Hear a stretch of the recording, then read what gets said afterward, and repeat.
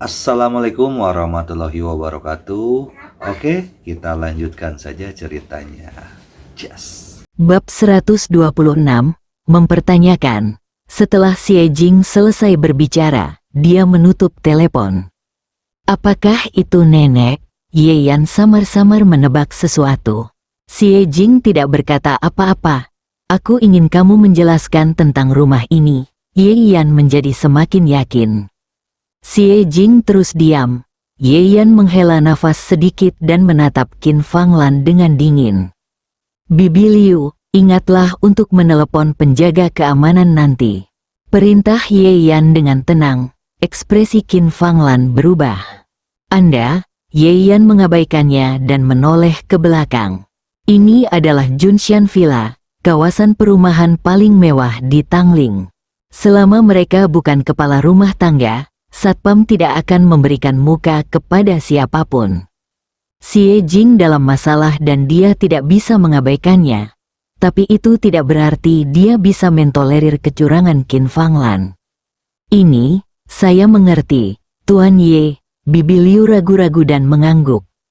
Ayo pergi. Setelah Ye Yan selesai berbicara, dia keluar. Xie Jing ragu-ragu dan mengikuti. Ibuku menolak untuk mendengarkan, tidak peduli seberapa keras dia mencoba membujuknya. Mungkin perlu beberapa kesulitan untuk membuatnya mengerti. Bagaimana kamu menjelaskan bahwa kamu punya uang untuk membeli villa ini? Katanya, percayalah padaku. Bagaimanapun kamu menjelaskannya, orang-orang itu tidak akan mempercayainya, kata Ye Yan dengan tenang. Kalau begitu kamu tetap pergi, kata Xie Jing dengan marah.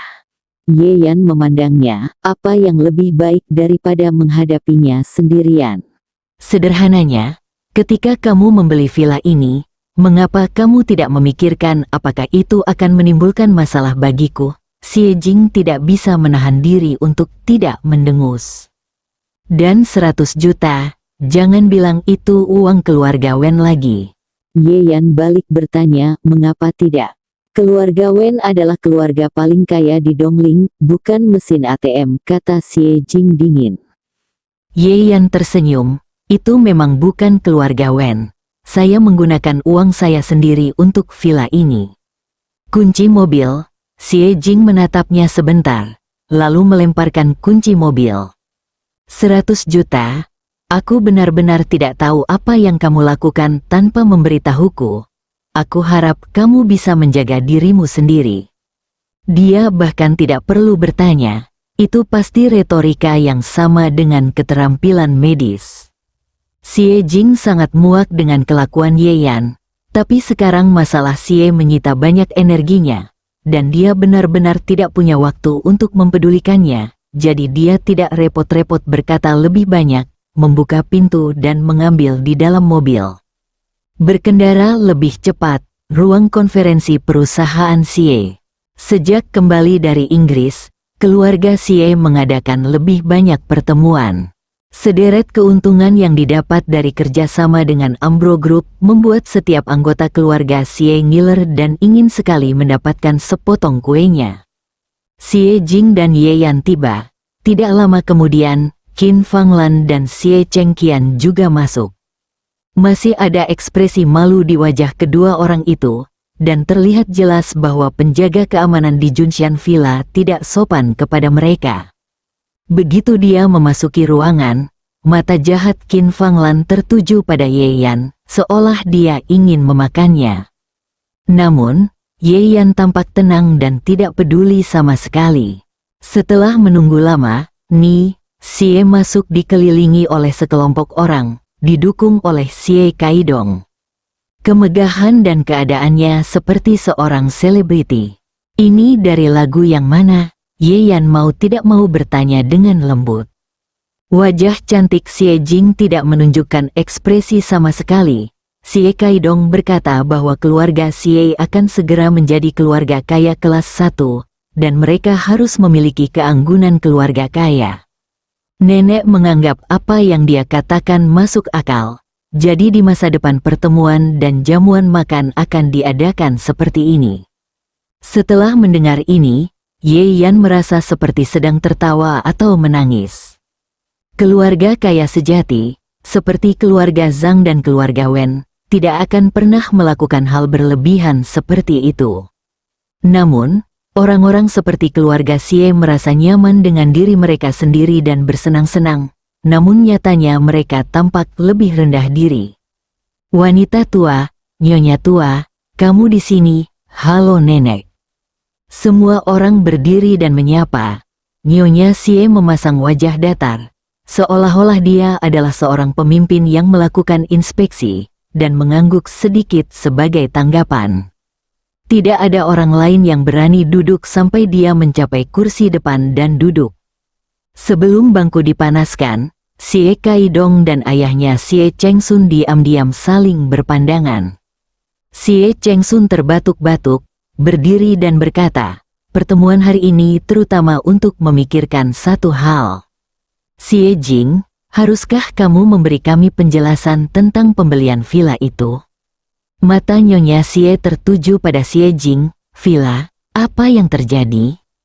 Nenek, tahukah kamu bahwa Xie Jing begitu kuat sekarang karena dia membeli sebuah villa di Junshan untuk dirinya sendiri? Xie Kaidong berkata dengan marah. Nyonya Xie memandang Xie Jing dengan wajah cemberut. Apakah ada hal seperti itu? Xie Jing segera ingin menjelaskan, Nenek, saya belum pernah membeli rumah, ini semua. Tentang apa semua itu, orang tuamu sudah pindah hari ini. Jangan kira aku tidak tahu, Xie Kaidong memotongnya dengan keras. Xie Chengqian dan Qin Fanglan sama-sama tercengang. Apakah semua orang mengetahui apa yang mereka berdua lakukan hari ini? Ye Yan tidak dapat menahan diri untuk menggelengkan kepalanya dan tertawa. Sebagai seorang penyelia, kamu benar-benar melakukan pekerjaan pengawasan. Tidak ada tempat bagimu, pecundang, untuk berbicara di sini. Xie Kaidong memelototinya dengan tajam dan berkata dalam hatinya bahwa aku akan menangani sampahmu ini nanti. Lalu dia fokus pada Xie Jing, kudengar villa itu bernilai 100 juta. Setelah mengatakan ini, orang lain di ruangan itu menjadi gempar. 100 juta? Dari mana Xie Jing mendapatkan begitu banyak uang? Apakah kamu perlu bertanya? Bukankah sudah jelas, kamu mendapatkannya dari pinjaman? Ini terlalu kasar. Sudah cukup. Xie Jing tiba-tiba meninggikan suaranya, menekan suara seluruh penonton. Nenek, saya tidak mengambil sepeser pun dari perusahaan, dan saya tidak membeli villa itu. Ekspresi Nyonya Xie tidak yakin. Xie Kaidong mencibir saat melihat ini. Kamu memperlakukan kami seperti anak berusia 3 tahun. Apa menurutmu membiarkan Ye Yan yang tidak berguna itu muncul hanya untuk menutup-nutupi? Siapa yang tidak tahu kalau semua yang dilakukan Ye Yan adalah perintahmu? Xie Jing, kamu baru saja mendapatkan kekuatan finansial perusahaan dan kamu sangat tidak bermoral. Bagaimana kamu bisa membuat kami merasa percaya diri dengan rekening perusahaan di masa depan? Kalimat terakhir membuat pupil mata Xie mengecil. Dia langsung berpikir, apakah Xie Jing sudah bersiap untuk merebut hak Xie darinya? Mata Nyonya Xie tiba-tiba menjadi dingin dan dia menatap Xie Jing. Inikah caramu membalas kepercayaanku padamu? Oh, benar. Xie Kaidong menunjuk ke arah Ye Yan seolah dia baru ingat. 2 hari yang lalu, seorang temanku melihat Ye Yan pergi ke dealer mobil. Sepertinya kamu tidak hanya ingin mengganti rumahnya, tapi juga mobilnya.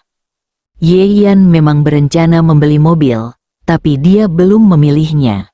Begitu kata-kata ini keluar, semua orang terkejut dan berhenti. Ini sangat keterlaluan. Berapa banyak uang yang diperoleh Xie Jing dari perusahaan? Bahkan jika Anda mendapat pinjaman sebesar 3 miliar, itu tetap uang Tuan Xie. Bukankah ini keterlaluan? Sayang sekali kamu bersikap begitu menyendiri sebelumnya. Tapi kamu begitu kejam di belakangmu. Menurutku dia yang paling rakus. Nyonya tua, kita harus menghadapinya dengan serius kali ini. Bab 127 Kerumunan saling menertawakan. Ye Yan melihat pemandangan berantakan di depannya dan hanya menganggapnya lucu. Melihat kerabat keluarga Xie ini, mereka semua diliputi amarah. Seolah-olah mereka peduli pada Tuan Xie. Namun nyatanya, orang-orang ini tidak mau. Mereka tidak mendapatkan 1 sen pun dari pinjaman 3 miliar itu. Jadi bagaimana Xie Jing bisa mengambil 100 juta sekaligus? Wajah Nyonya Xie juga sangat muram. Bagus sekali. Saya baru saja memberi Anda hak finansial. Dan Anda tidak sabar untuk mendapatkan keuntungannya sendiri, bukan? Apakah Anda masih menganggap saya serius? Saat ini, Qin Fanglan sangat ketakutan hingga wajahnya menjadi pucat. Bu, pasti ada kesalahpahaman di sini. Villa ini.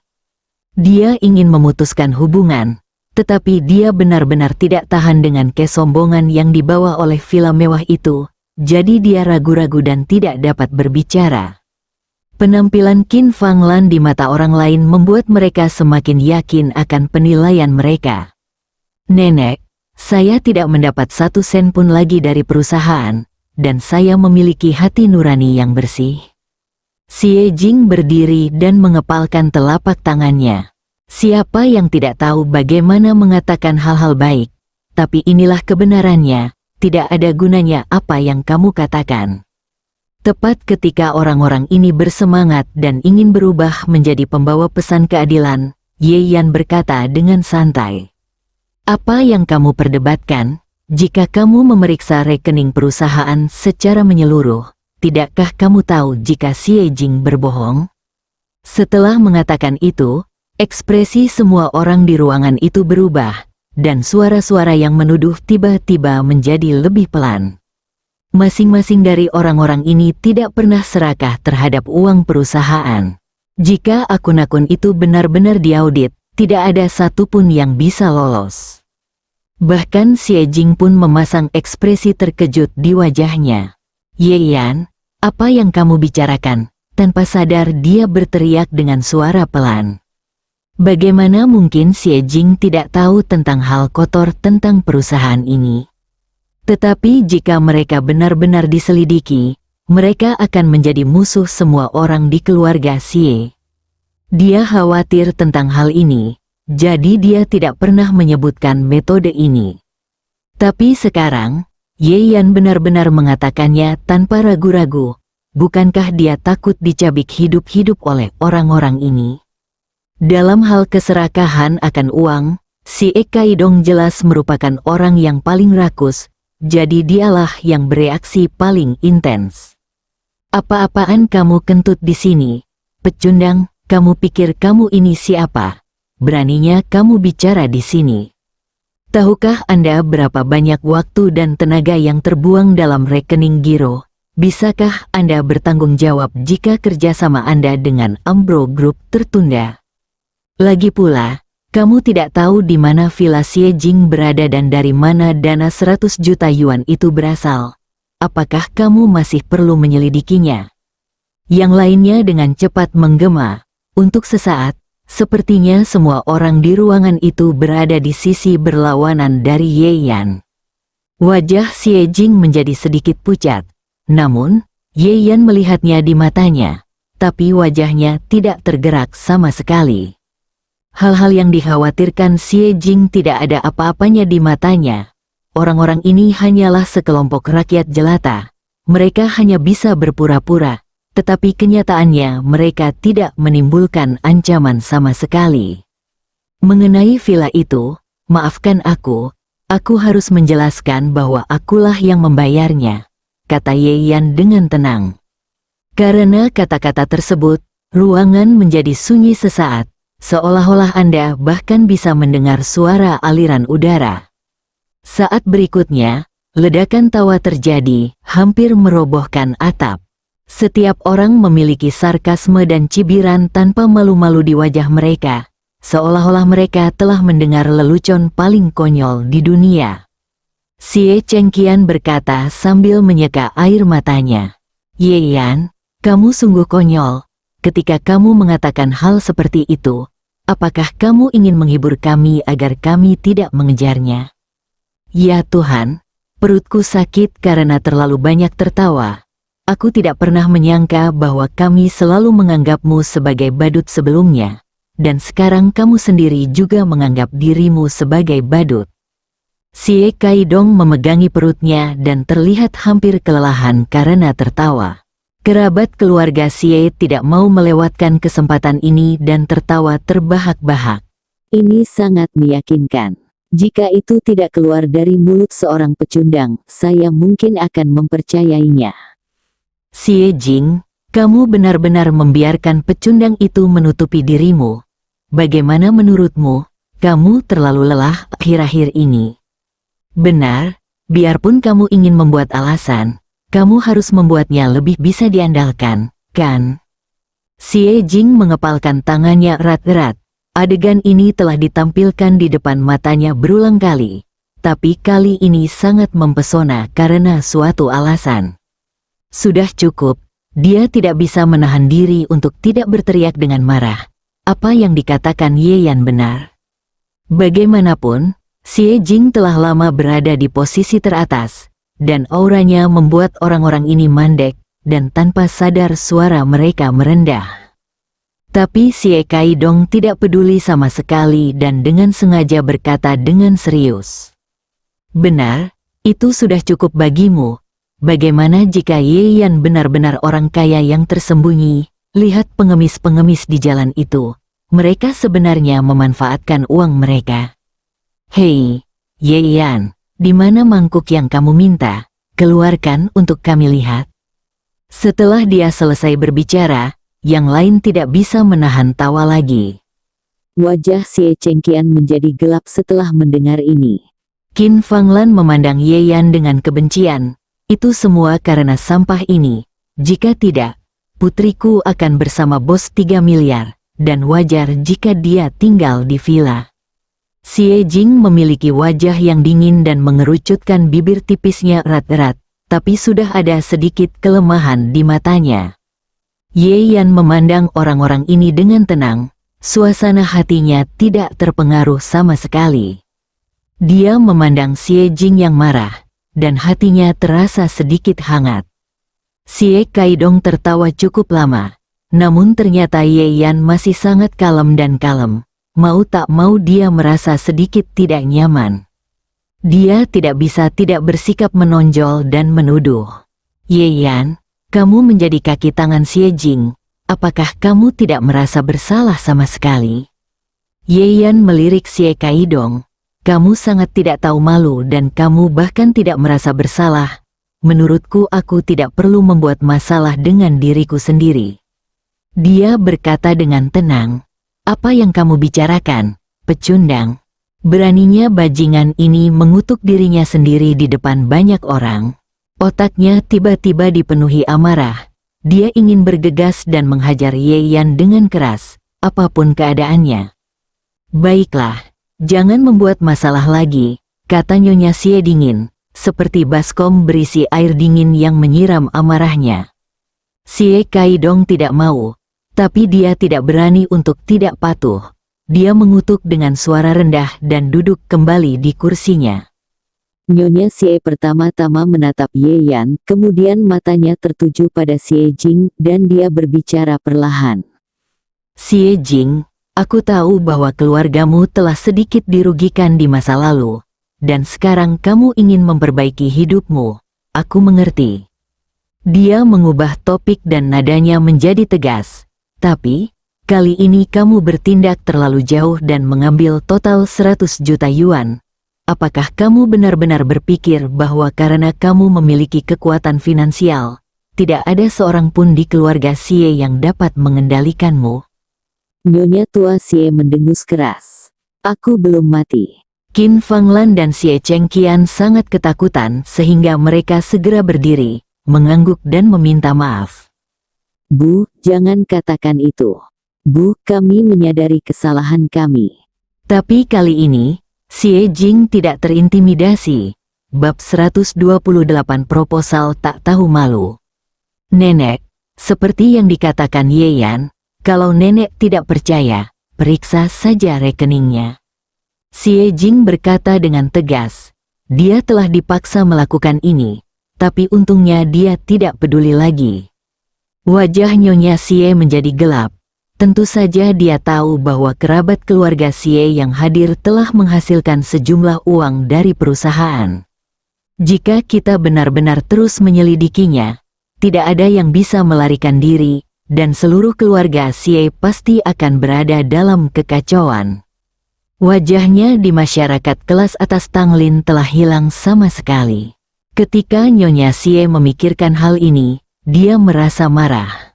Xie Jing tahu bahwa dia memiliki beberapa keraguan, jadi dia merasa percaya diri. Aku selalu berpikir bahwa meskipun kamu perempuan dan tidak bisa mewarisi bisnis keluarga, kamu tetap berbakti. Aku tidak menyangka kamu bisa menyamar dengan baik. Nyonya Xie mau tidak mau berkata dengan nada sinis. Sambil berbicara, dia melirik Ye Yan dan hatinya tergerak. Banyak hal telah terjadi akhir-akhir ini, dan setiap kali menantu yang berhati lembut ini terlibat di dalamnya. Pura-pura, ternyata begitulah caramu melihatku. Wajah cantik Xie Jing menunjukkan sedikit kelelahan dan dia berkata dengan lembut. Nenek, kenapa nenek tidak percaya padaku? Aku benar-benar tidak berbohong, Ye Yan juga tidak berbohong. Berhentilah berdalih, apapun yang kamu katakan tidak ada gunanya. Xie Kaidong menunjuk ke arahnya dan berkata dengan keras. Kamu dan pecundang itu berkolusi untuk menggelapkan properti perusahaan. Tidak mungkin kamu bisa menyangkal kejahatan ini. Nenek, menurutku kita harus menyelidikinya dengan ketat dan jangan pernah melepaskannya. Oke, diam. Wajah Nyonya Xie tiba-tiba menjadi gelap, dan dia menyelanya dengan suara rendah. Xie Kaidong bingung, neneknya sebenarnya memarahinya. Pikirannya menjadi kosong sesaat. Apa yang terjadi? Nyonya Xie mengabaikannya dan menatap Xie Jing dengan dingin. Xie Kaidong merasa ada yang tidak beres. Sikap wanita tua itu sepertinya dia belum siap untuk menyelidiki lebih jauh. Bagaimana ini bisa berhasil? Kekuatan Xie Jing di perusahaan semakin besar, dan Xie Kaidong semakin tidak sabar. Jabatan wakil ketua Dewan Pengawas mungkin terkesan gemilang. Namun kenyataannya keuntungan yang didapat sangat menyedihkan, tidak sebaik saat Anda memimpin keuangan perusahaan.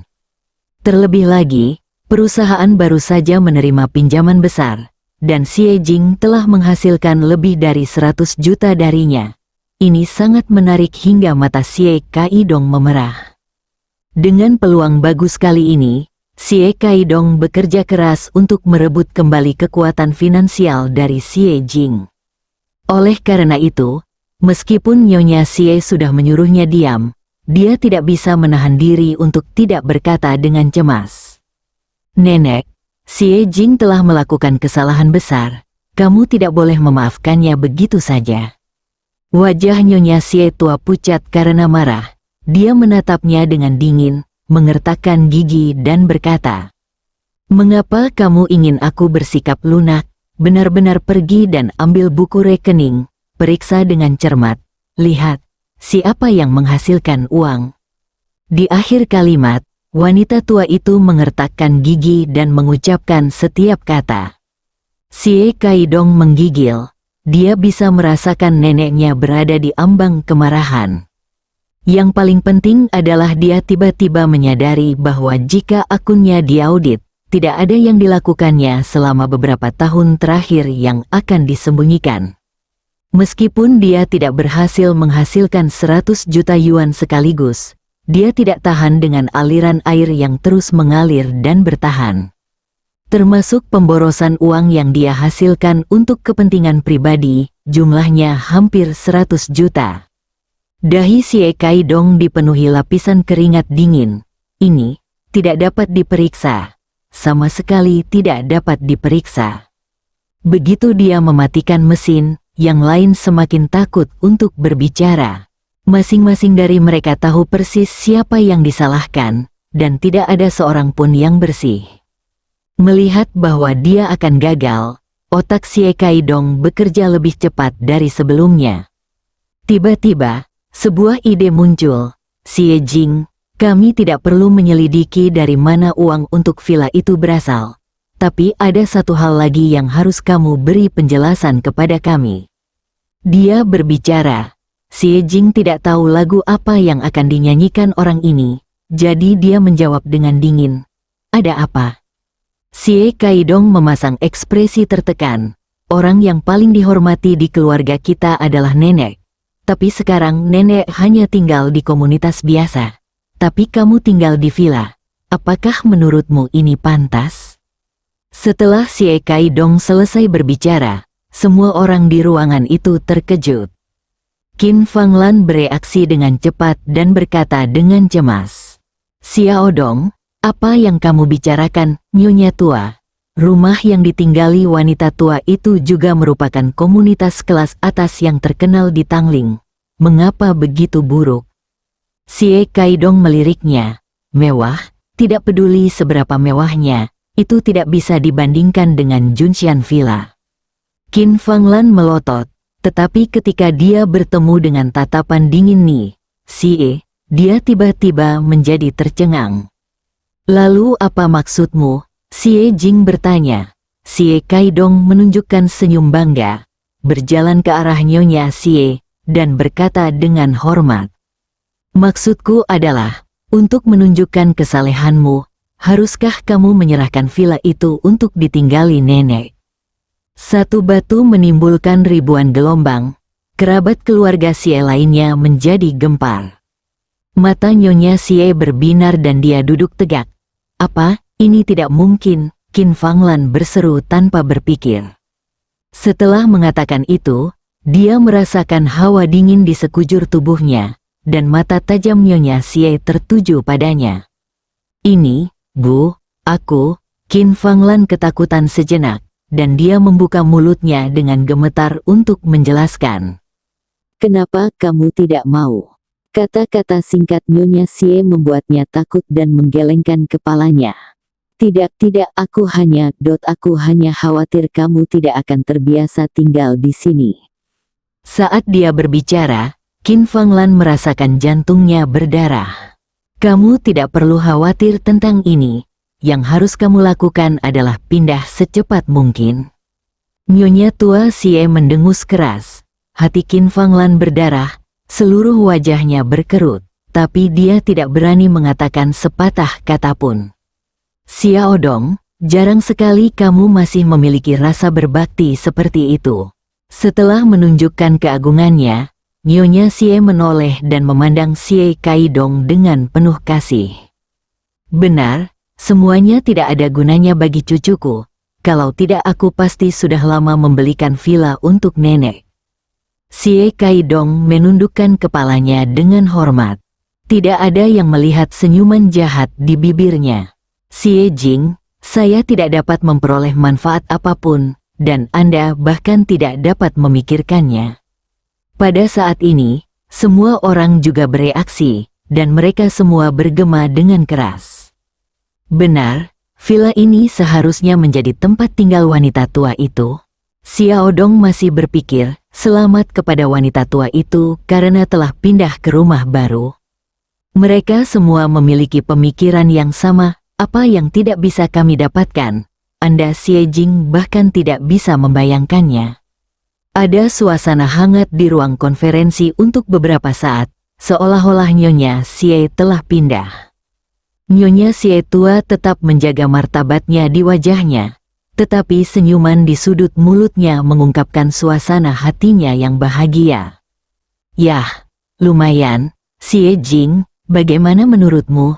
Dia jelas tidak meminta nasihat, itu hanya formalitas. Dia adalah pengontrol keluarga Xie. Jika dia meminta sebuah villa, apakah ada yang berani tidak memberikannya? Bab 129 HH, di mana wajahnya, Bu? Villa ini sebenarnya, Xie Chengqian tidak tahan lagi dan ingin berbicara. Apakah saya mengajukan pertanyaan? Nyonya Xie membungkamnya lagi hanya dengan satu kalimat, tidak berani mengucapkan sepatah kata pun. Saat matanya tertuju pada Xie Jing, sudah ada sedikit rasa dingin dan keterpaksaan. Nenek, wajah cantik Xie Jing menjadi pucat, dan hatinya terasa pahit. Tidak mungkin, meskipun tidak ada yang mempercayainya, dia harus mengatakan yang sebenarnya. Mata Xie Jing bertekad dan dia akan menolak. Saat ini, Ye Yan sudah selangkah lebih maju darinya dan berkata, "Kalian sungguh menarik. Aku bilang aku membeli villa itu. Pergilah dan tanyakan pada Xie Jing apakah otaknya rusak." Kata-katanya kembali membungkam ruang konferensi. Menantu laki-laki yang tidak berguna dan tidak berguna ini sebenarnya bertentangan dengan wanita tua dalam situasi ini. Siapa yang memberinya kualifikasi? Siapa yang meminjam keberaniannya? Qin Fanglan dan Xie Chengqian memandang Ye Yan dengan tatapan yang memilukan sekaligus menjijikkan. Apakah pecundang yang gagal mencapai apapun tetapi gagal lebih dari apapun harus menyinggung perasaan wanita tua dan menyeret seluruh keluarga ke dalam kemalangan? Ye Yan, apakah kamu gila atau bodoh? Keluar dari sini sekarang juga. Xie Chengqian meraung kaget dan marah. Sebaliknya, Qin Fanglan, kemarahan di wajahnya berangsur-angsur menghilang, menatap Ye Yan dengan tatapan aneh, dan tidak berkata apa-apa.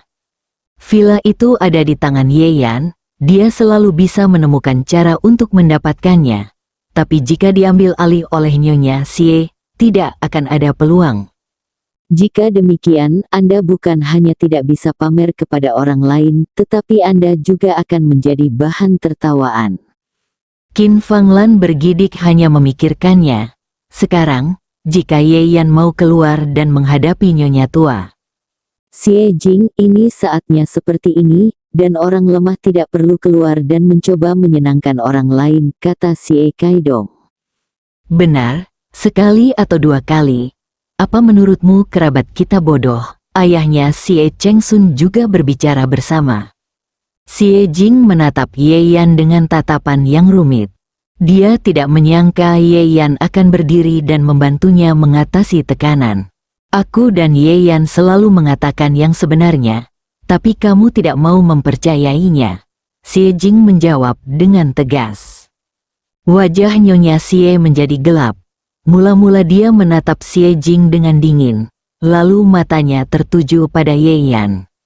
Entah kenapa, dia semakin merasa bahwa Ye Yan bukan sekedar menantu yang bebas untuk semua. Soal persoalan pimpinan proyek Ambro Group, ia membuat dirinya menderita. Sekarang, secara terbuka menghadapi dirinya sendiri di depan semua orang, apa yang harus dia andalkan?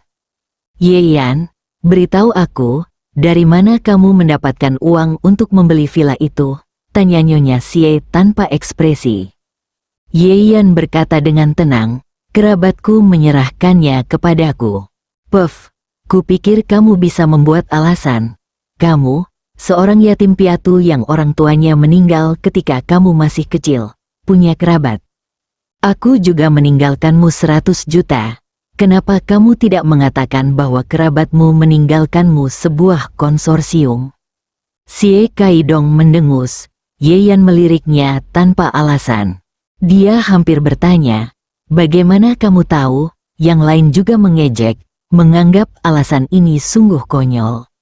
Tapi Nyonya Xie terdiam beberapa saat, matanya berkedip-kedip seolah sedang memikirkan sesuatu.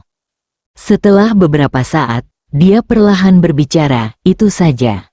Lalu, itu hilang. Dia sepertinya menerima penjelasan ini. Xie Kaidong dan Xie Jing agak aneh.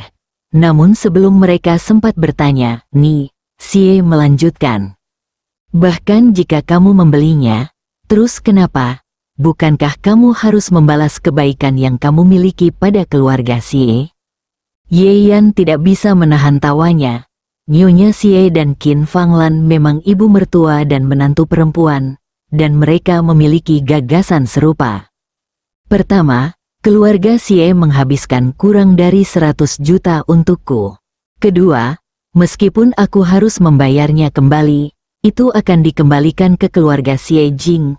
Apa hubungannya denganmu, Pak Tua? Nada bicara Yeyan tenang, tapi kata-katanya setajam paku baja. Semua orang di sekitarku merasa sedikit mati rasa setelah mendengar ini. Selama bertahun-tahun, tidak ada seorang pun di keluarga Xie yang berani berbicara dengan Xie dengan nada seperti ini. Ini tidak lagi mencari kematian. Saya tidak mampu untuk hidup dan ingin bunuh diri. Wajah Nyonya Xie sudah suram sekali. Kamu mengajarkan ini semua? Dia memandang Xie Jing dengan dingin. Wajah Xie Jing menjadi pucat dan bibirnya bergetar. Nenek, Yeyan, jangan sama dengannya. Qin Fanglan di samping hampir muntah darah. Saat ini, jika Anda tidak segera membereskan hubungan, Anda tetap berbicara mewakili pecundang itu. Namun, Yeyan berada di tengah badai, tapi dia masih terlihat tenang. Dia mengulurkan tangannya, memegang tangan Xie Jing dan menghentikannya berbicara. Yeyan memberinya tatapan meyakinkan, lalu berkata, Nenek, dengan segala hormat, bahkan jika kamu mundur 10.000 langkah, villa ini memang dibeli oleh Xie Jing, dan kamu tidak memenuhi syarat untuk tinggal di dalamnya. Begitu dia mengatakannya, semua orang terkejut. Apa katamu? Nyonya Xie tua sedikit curiga ada yang tidak beres dengan telinganya. Bahkan dia lupa untuk marah beberapa saat. Aku, Yeyan, kamu bajingan sungguh berani. Xie Kaidong tampak geram, tiba-tiba berdiri dan mengutuk. Kata-katanya sepertinya memicu sumbu, dan kerabat keluarga Xie di ruangan itu langsung menjadi kasar. Melihat postur mereka, sepertinya mereka akan bergegas dan melawan Yeyan sampai mati. Tentu saja, seolah-olah saja. Namun, adegan ini sudah cukup membuat takut Qin Fanglan dan Xie Chengqian. Bahkan Xie Jing tidak bisa menahan perasaan gugup, telapak tangannya berkeringat. Hanya Yeyan yang sedikit menyipitkan matanya. Diam, semuanya. Nyonya Xie membanting meja dan meraung dengan marah. Ruangan itu begitu sunyi untuk sesaat sehingga Anda bisa mendengar suara pin jatuh. Tangan yang dia tekan di atas meja memutih karena usahanya. Dia menatap Yeyan dan tersenyum marah. Haha, sangat bagus, sangat bagus. Sepertinya amarahku telah meningkat pesat selama bertahun-tahun. Bahkan orang sepertimu berani naik ke atasku dan memamerkan kekuatanmu. Suara dingin Nyonya Xie bergema di ruang konferensi besar. Kerabat keluarga Xie ingin meletakkan kepala mereka di bawah meja agar tidak terpengaruh. Pada saat yang sama, mereka juga merasa sombong di dalam hati mereka. Bodoh, lihat betapa menyedihkannya pecundang ini akan segera mati. Namun, menghadapi amarah Nyonya Xie yang menggelegar, Yeyan malah sedikit meringkuk di sudut mulutnya. Tahun-tahun ini, sungguh aneh. Nenek, apakah kamu berani menyebutkan beberapa tahun terakhir ini? Dalam beberapa tahun terakhir, kamu selalu mengincar Xie Jing dan menimbulkan masalah bagi Xie Jing. Dalam beberapa tahun terakhir, kamu telah memanjakan anggota keluarga Xie yang tidak kompeten dan menahan Xie Jing. Dalam beberapa tahun terakhir, Anda telah menyaksikan Xie Kaidong melakukan hal-hal yang tidak tahu malu, dan bahkan menggunakan metode tercela untuk menjebak Xie Jing. Nyonya tua, pikirkanlah sendiri, apakah kamu benar-benar memperlakukan Xie Jing seperti orang yang lebih tua di tahun-tahun ini? Sekarang, apakah kamu ingat bahwa kamu adalah seorang penatua? Haha, di mana wajahmu? Bab 130 mengubah orang yang berlabuh. Semua orang di ruang konferensi tercengang. Saat ini, aura Yeyan membuat mereka terdiam. Yeyan ini sangat berani. Semua orang di keluarga Xie mengetahui hal ini. Tetapi semua orang berpura-pura bingung dan tidak ada yang berani menjelaskan. Yeyan ini merobek wajah Nyonya Xie, melemparkannya ke tanah dan menginjaknya.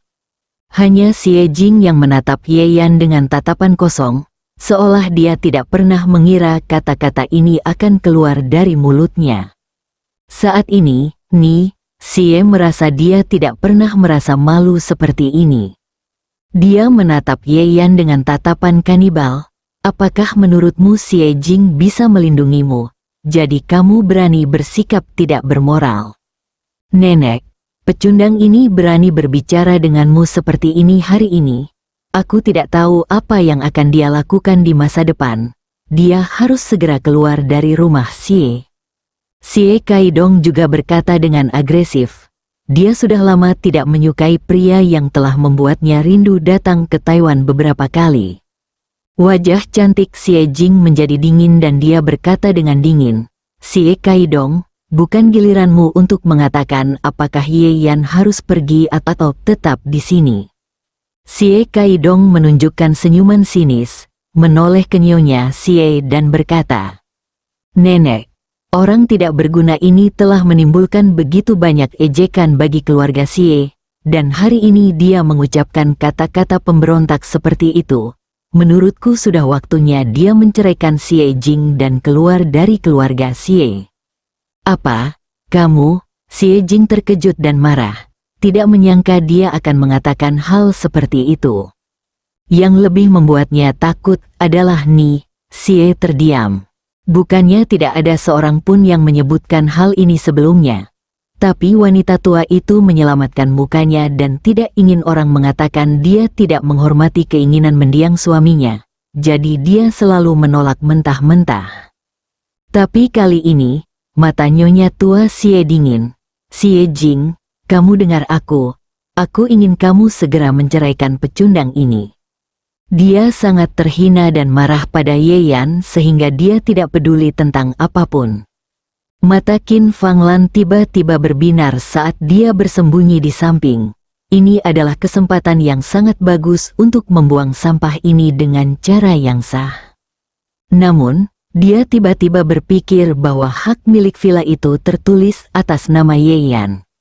Jika dia benar-benar bercerai, dia tidak punya alasan untuk tinggal di dalamnya. Untuk sesaat, ekspresi Qin Fanglan menjadi kusut, dan dia diam-diam mengutuk.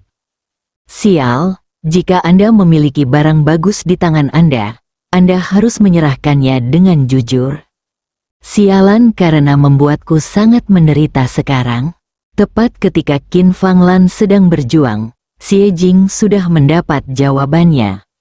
Saya tidak setuju, suaranya sangat tegas. Entah karena kematian kakeknya atau karena ucapannya barusan, dia tidak akan pernah meninggalkan Ye Yan saat ini. Oke, kamu benar-benar semakin mampu. Wajah nyonya Xie tua membiru dan hitam. Dia merasa Xie Jing semakin di luar kendalinya sejak dia mulai bekerja sama dengan grup Ambro.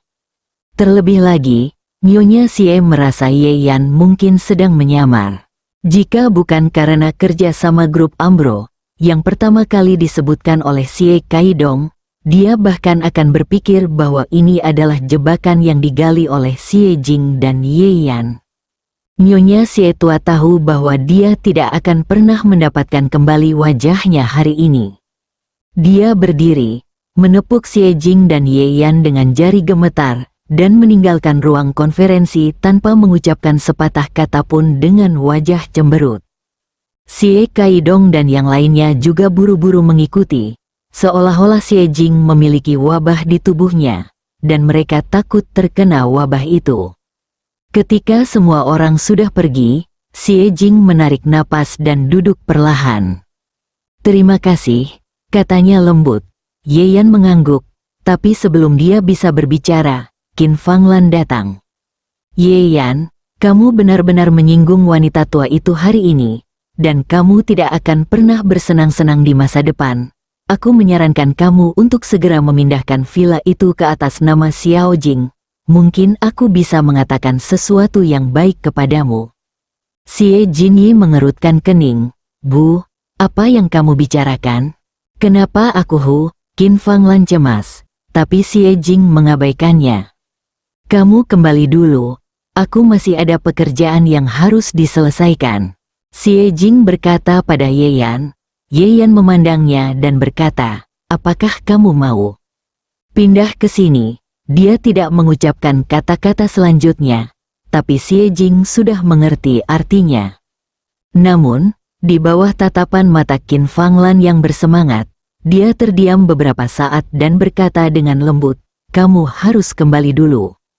Kata-kata yang sama seperti sebelumnya, tapi Ye Yan mengerti bahwa ini adalah penolakan.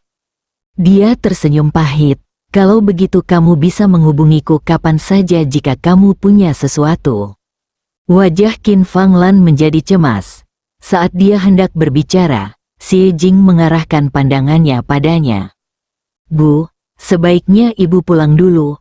Ketika putrinya menjadi serius, Qin Fanglan tidak berani menyinggung perasaannya, lalu mengangguk dengan enggan. "Nenek, kedua orang ini benar-benar melanggar hukum hari ini. Jika kita tidak menanganinya, aku khawatir keluarga Xie akan dirugikan oleh mereka." Xie Kaidong mendukung wanita tua itu dan berkata dengan gigi terkatup, "HMPH, jika kamu lebih berani, mengapa kita berada dalam situasi seperti ini hari ini?" Nyonya Xie tua merasa bahwa dia tidak semarah ini selama bertahun-tahun. Xie Kaidong dimarahi tanpa alasan dan merasa marah. "Anda orang tua, dia sangat marah sehingga dia menyerang saya." Namun di wajahnya, dia terlihat ketakutan. "Ya, saya pasti akan bekerja keras di masa depan agar tidak mengecewakan nenek." Melihat penampilan Xie Kaidong yang rendah hati, suasana hati Xie akhirnya sedikit pulih. Pecundang itu sepenuhnya mengandalkan Xie Jing, dan Xie Jing hanya berpikir bahwa grup Ambro mengenalinya dan telah menerima pinjaman sebesar 3 miliar, jadi dia berani menjadi sombong. Dia merenung sejenak, dengan cahaya dingin berkedip di matanya. "Pergi dan buatlah janji dengan Presiden Hongmin dari Bank Baofeng." Mengapa menghubunginya? Xie Kaidong tidak mengerti. Nyonya Xie tua memandangnya dengan ekspresi kebencian. "Jika Anda tidak dapat menangani grup Ambro, maka saya tidak punya pilihan selain pergi dan berbicara langsung dengan Bank Baofeng. Di masa depan, biarkan mereka menangani pekerjaan pembayaran bank. Jangan tanya Xie Jing lagi." Xie Kaidong memahaminya kali ini. Dia tiba-tiba menjadi bersemangat. "Kalau begitu, saya akan bertanggung jawab menerima pinjaman senilai 3 miliar yuan." Nyonya tua Xie mengangguk dengan dingin. Xie Jing telah diakui oleh grup Ambro. Lalu kenapa dia tidak bisa berbuat apa-apa tanpa uang? Tak lama kemudian, mobil mereka sampai di kantor pusat Bank Baofeng. Hongmin memiliki jaringan kontak yang luas di Dongling. Anda harus segera berperilaku baik.